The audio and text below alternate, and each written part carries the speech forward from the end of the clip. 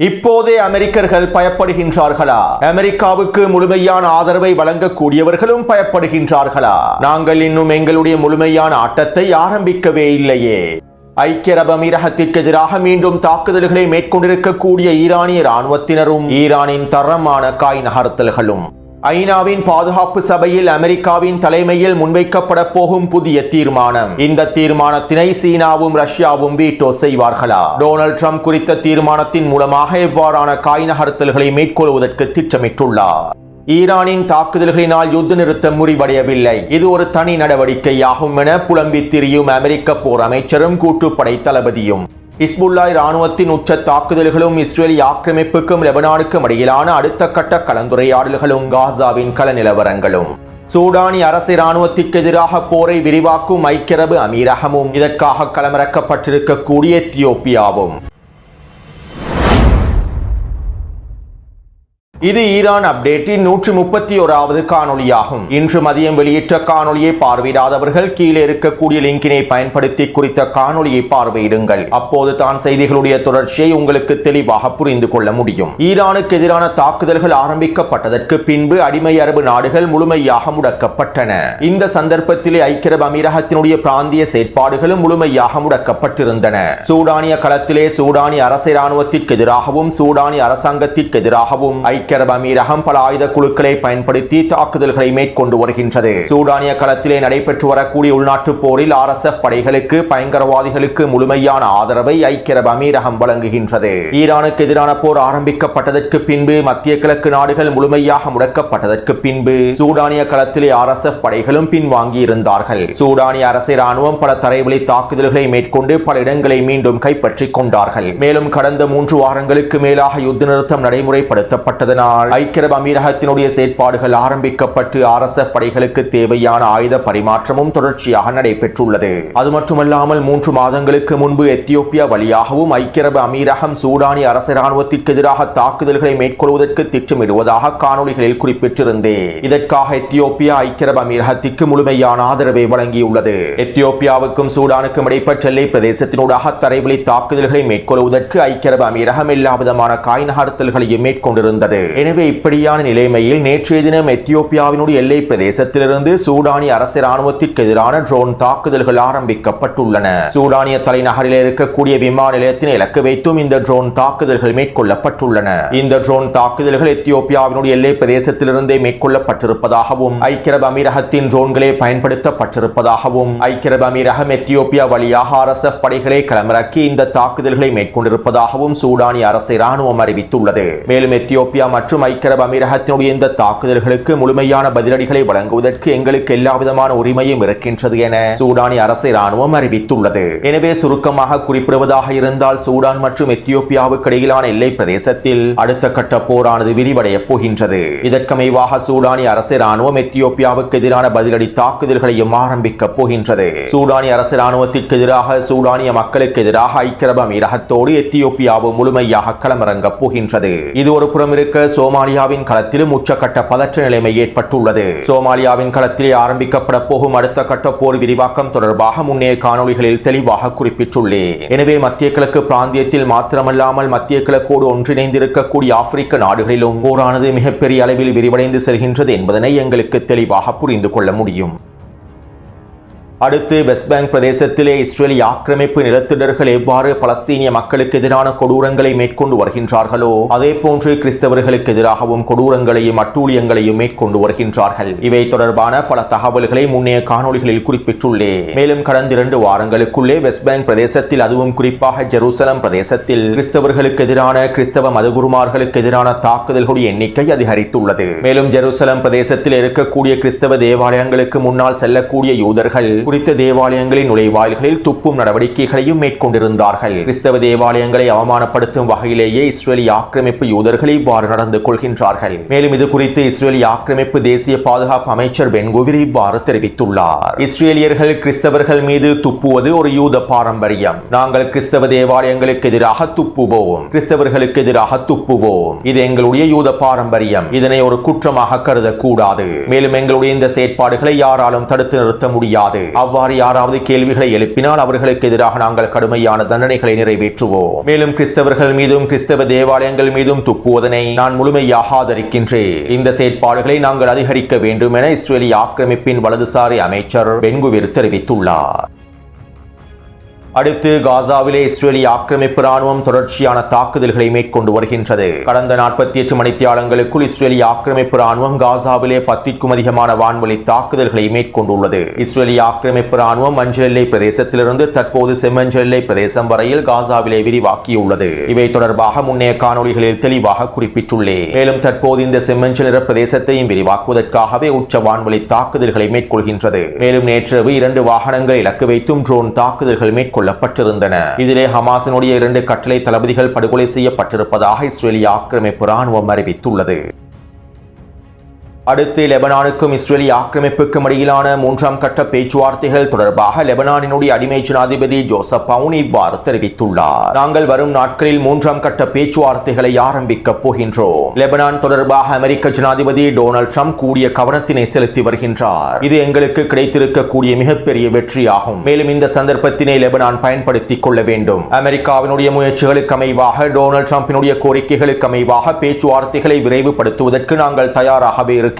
தற்போதைய பாதையிலிருந்து எங்களால் பின்வாங்க முடியாது. நாங்கள் இஸ்ரேலோடு நேரடியான பேச்சுவார்த்தைகளை தொடர்ச்சியாக மேற்கொண்டு லெபனானுக்கு எதிரான தாக்குதல்களை முழுமையாக நிறுத்துவதே எங்களுடைய நிலைப்பாடாகும். மேலும் ஹிஸ்புல்லா இராணுவத்தினை நிராயுத பாணியாக்கி ஆயுதங்களை லெபனானிய அரசாங்கத்தினுடைய கட்டுப்பாட்டுக்குள் கொண்டு வருவதே எங்களுடைய மிக முக்கியமான நிலைப்பாடாகும். இல்லாவிட்டால் லெபனானினுடைய எதிர்காலத்தினை எங்களுக்கு பாதுகாக்க முடியாது. லெபனானிய மக்களுடைய எதிர்காலத்தினை பாதுகாக்க முடியாது. அத்தோடு நான் நெட்டன்யாகுவை சந்திப்பதற்கு தயாராகவே இருக்கின்றேன். ஆனால் நெட்டன்யாகுவை சந்திப்பதற்கு முன்பு லெபனானிலே இஸ்ரேலினுடைய தாக்குதல்கள் முழுமையாக நிறுத்தப்பட வேண்டும். லெபனானுக்கும் இஸ்ரேலுக்கும் இடையிலே ஒரு பாதுகாப்பு ஒப்பந்தம் கைச்சாத்திடப்பட வேண்டும். இந்த நிலைமைகள் சரியாக வரும் சந்தர்ப்பத்தில் நான் நெட்டன்யாகுவை சந்திப்பதற்கு தயாராகவே இருக்கின்றேன் என லெபனானிய அடிமை ஜனாதிபதி ஜோசப் அவுன் தெரிவித்துள்ளார்.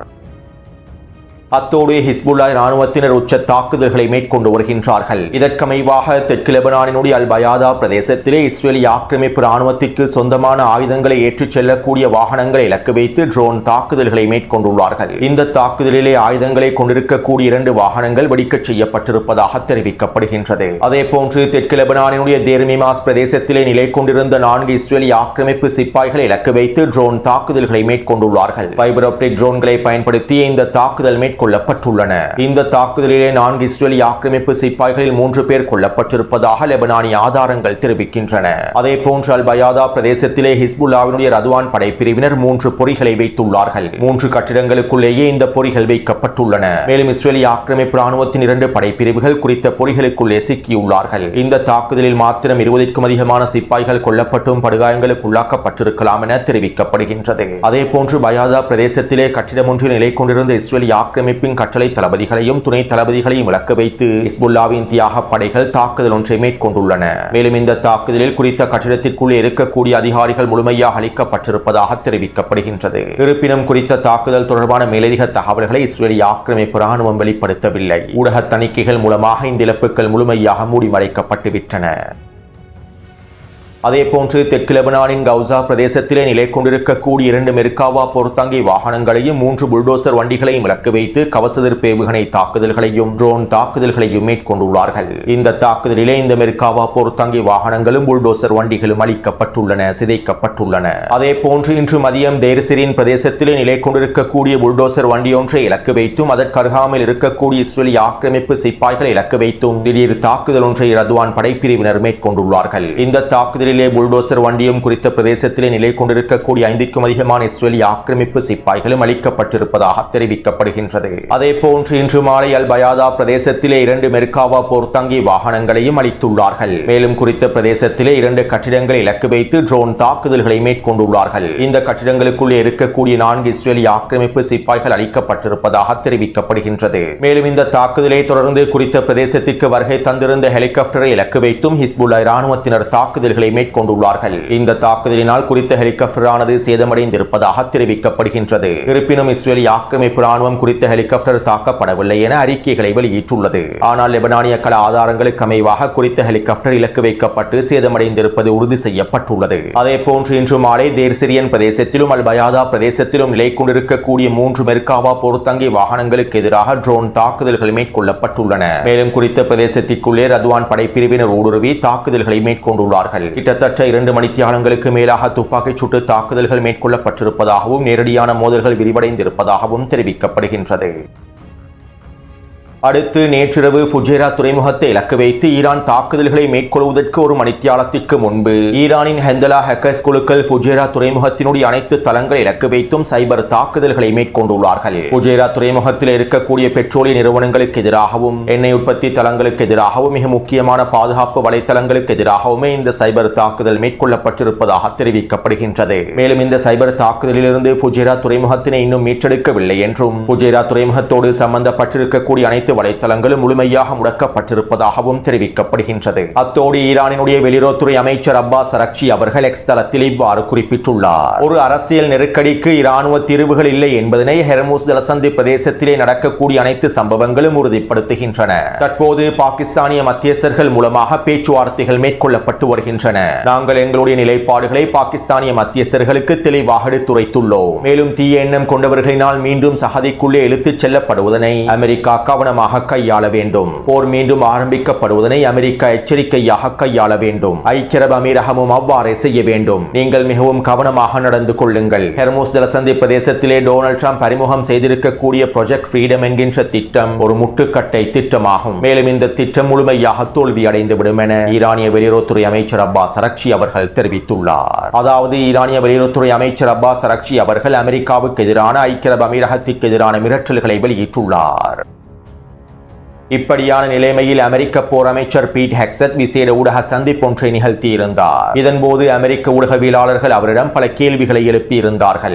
ஈரான் ஹெர்முஸ் ஜலசந்தி பிரதேசத்திலே அமெரிக்க போர் கப்பல்களுக்கு எதிராக தாக்குதல்களை மேற்கொண்டு விட்டது. எண்ணெய் கப்பல்களுக்கு எதிராக தாக்குதல்களை மேற்கொண்டு விட்டது. ஐக்கிய அரபு அமீரகத்திற்கு எதிரான தாக்குதல்களையும் ஆரம்பித்துள்ளது. இது போர் நிறுத்தத்தை முறிக்கக்கூடிய செயல் அல்லவா? இதனால் அமெரிக்கா எப்போது ஈரானுக்கு எதிரான தாக்குதல்களை ஆரம்பிக்கும் என கேள்விகள் எழுப்பப்பட்டன. இதற்கு போர் அமைச்சர் பீட் ஹெக்ஸட் இவ்வாறு பதில் வழங்கினார். ஈரானின் தாக்குதல்களினால் போர் நிறுத்தமானது முறிவடையவில்லை. தற்போதும் போர் நிறுத்தம் அமுலில் தான் இருக்கின்றது. அதே நேரம் தற்போதைய நிலைமைகளை நாங்கள் உன்னிப்பாக கவனித்து வருகின்றோம். ஆபரேஷன் ப்ராஜெக்ட் ஃப்ரீடம் என்பது ஒரு தனியான இராணுவ நடவடிக்கையாகும். தற்போது ஹெர்முஸ் ஜலசந்தி பிரதேசத்திலே பதற்றங்கள் அதிகரித்துள்ளன. மேலும் நாங்கள் ஈரானோடு போரை நாடவில்லை. எங்களுடைய தற்போதைய நோக்கம் சர்வதேச கப்பல் போக்குவரத்தை பாதுகாப்பதாகும். ஹெர்முஸ் ஜலசந்தி பிரதேசத்திலே மனிதாபிமான நடவடிக்கைகளை மேற்கொள்வதாகும். ஹெர்முஸ் ஜலசந்தி பிரதேசத்திலே சிக்கிக் கொண்டிருக்கக்கூடிய அனைத்து கப்பல்களையும் முழுமையாக மீட்டெடுப்பதாகும். மேலும் ஹெர்முஸ் ஜலசந்தி பிரதேசத்தினை ஈரான் கட்டுப்படுத்தவில்லை. நாங்கள் தான் ஹெர்முஸ் ஜலசந்தி பிரதேசத்தினை கட்டுப்படுத்துகின்றோம். மேலும் ஹெர்முஸ் ஜலசந்தி பிரதேசத்திலே சிக்கியிருக்கக்கூடிய கப்பல்களை நாங்கள் முழுமையாக மீட்டெடுப்போம் என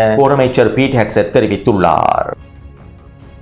இவருடைய இந்த கருத்துக்களுக்கு பின்பு குறித்த ஊடக சந்திப்பிலே கலந்து கொண்டிருந்த அமெரிக்காவின் கூட்டுப்படை தளபதி ஜெனரல் கெய்ன் இவ்வாறு தெரிவித்தார். ஈரானுக்கும் அமெரிக்காவுக்கும் இடையிலே போர் நிறுத்தம் நடைமுறைப்படுத்தப்பட்டதிலிருந்து ஈரான் அமெரிக்காவுக்கு எதிராக 6 தடவை தாக்குதல்களை மேற்கொண்டுள்ளது. அமெரிக்காவினுடைய நலன்களுக்கு எதிராகவும் அண்டை நாடுகளுடைய நலன்களுக்கு எதிராகவும் ஈரான் இந்த தாக்குதல்களை மேற்கொண்டுள்ளது. மேலும் ஈரான் மேற்கொண்டிருக்கக்கூடிய இந்த தாக்குதல்கள் யுத்த நிறுத்த மீறலாக இருக்காது. மேலும் ஈரானினுடைய இந்த தாக்குதல்கள் மீண்டும் ஈரானுக்கு எதிரான போரை ஆரம்பிப்பதற்கான வரம்புகளுக்கு கீழேயே இருக்கு. அதே நேரம் நாங்கள் அனைத்தையும் உன்னிப்பாக கவனித்து வருகின்றோம். மேலும் போர் நிறுத்தம் நீடிக்கும் என கூட்டுப்படை தளபதி தெரிவித்துள்ளார். அதாவது ஈரான் அமெரிக்காவின் நலன்களுக்கு எதிராக அமெரிக்காவின் போர்க்கப்பல்களுக்கு எதிராக தாக்குதல்களை மேற்கொண்டுள்ளது என்பதனை அமெரிக்க கூட்டுப்படை தளபதியை ஒப்புக்கொண்டுள்ளார். மேலும் ஈரானினுடைய இந்த தாக்குதல்கள் யுத்த நிறுத்தத்தை மீறாது என்றும் குறிப்பிட்டுள்ளார்கள். டொனால்ட் ட்ரம்பும் இதே கருத்தை தான் வெளியிட்டிருந்தார். முன்னே காணொலியில் இவை தொடர்பாக தெளிவாக குறிப்பிட்டிருந்தேன். அத்தோடு டொனால்ட் ட்ரம்பினுடைய இந்த கருத்துக்கள் அமெரிக்க போர் அமைச்சர் மற்றும் கூட்டுப்படை தளபதிகளுடைய இந்த கருத்து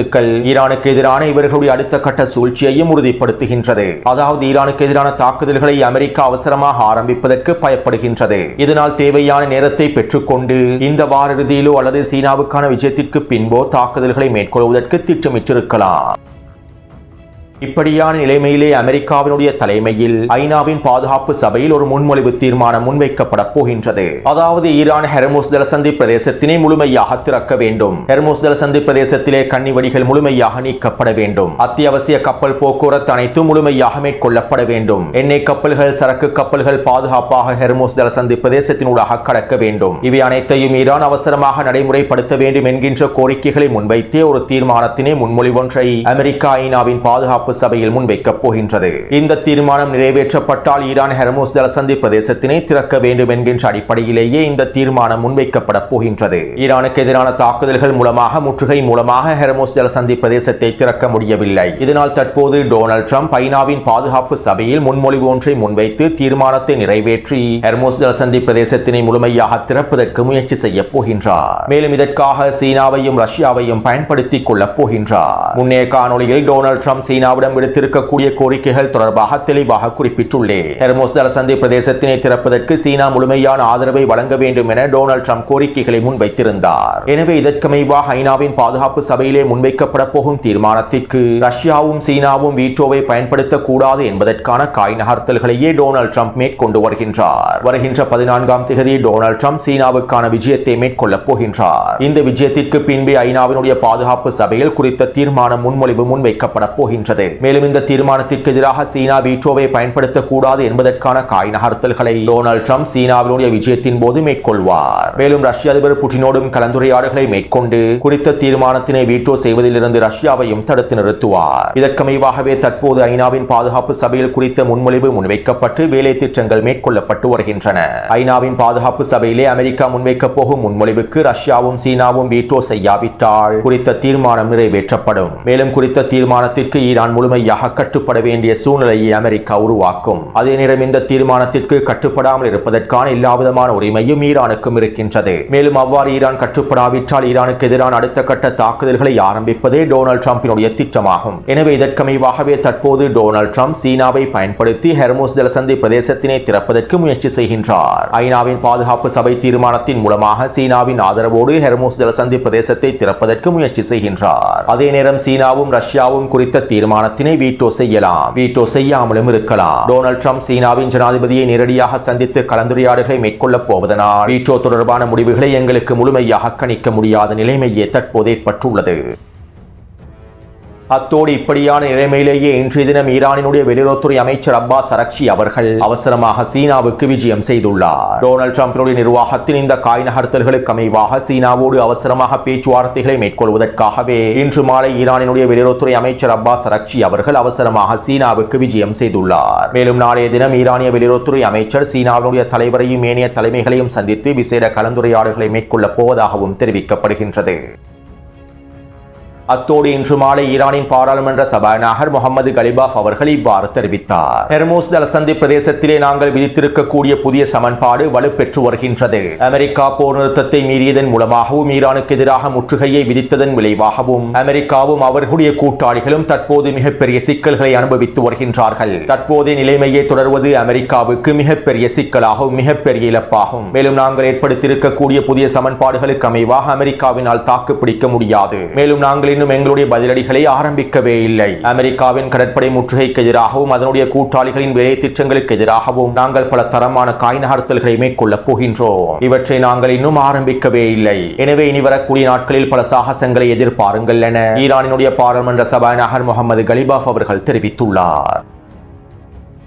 அடுத்து இன்றிரவு ஈரான் மீண்டும் ஐக்கிய அரபு அமீரகத்திற்கு எதிரான ஏவுகணை மற்றும் ட்ரோன் தாக்குதல்களை ஆரம்பித்திருந்தது. இதற்கமைவாக 5க்கும் அதிகமான ஏவுகணை மற்றும் ட்ரோன் தாக்குதல்கள் மேற்கொள்ளப்பட்டுள்ளன. மேலும் இந்த ட்ரோன்களையும் ஏவுகணைகளையும் சுட்டு வீழ்த்தி இருப்பதாக ஐக்கிய அரபு அமீரகம் அறிவித்துள்ளது. இருப்பினும் 2 இடங்களில் வெடிப்புகள் பதிவாக இருப்பதாகவும் தெரிவிக்கப்படுகின்றது. அத்தோடு இனி ஒவ்வொரு நாளும் ஐக்கிய அரபு அமீரகத்திற்கு எதிராக ஈரான் தாக்குதல்களை தொடர்ச்சியாக மேற்கொள்ளும் என்று ஆய்வாளர்கள் குறிப்பிடுகின்றார்கள். இனி ஒவ்வொரு நாளும் ஈரான் ஒவ்வொரு சாகசங்களை களமிறக்கும். அமெரிக்காவுக்கும் அதனுடைய கூட்டாளிகளுக்கும் மிகப்பெரிய சிக்கல்களை ஏற்படுத்தக்கூடிய சாகசங்களை களமிறக்கும். மேலும் அடுத்த கட்டமாக ஐக்கிய அரபு அமீரகத்தின் பல தளங்களும் இலக்கு வைக்கப்பட போவதாக தெரிவித்துள்ளார்கள். எனவே நேற்றிரவை போன்று இன்றிரவும் ஐக்கிய அரபு அமீரகத்திற்கு எதிரான தாக்குதல்கள் மேற்கொள்ளப்படும். ஐக்கிய அரபு அமீரகத்திற்கான தரமான விருந்துகள் தொடர்ச்சியாக வழங்கப்படும். எனவே இந்த காணொளி தொடர்பான கருத்துக்களை பதிவிடுங்கள். தொடர்ந்தும் என்னுடன் இணைந்திருங்கள். நன்றி, வணக்கம்.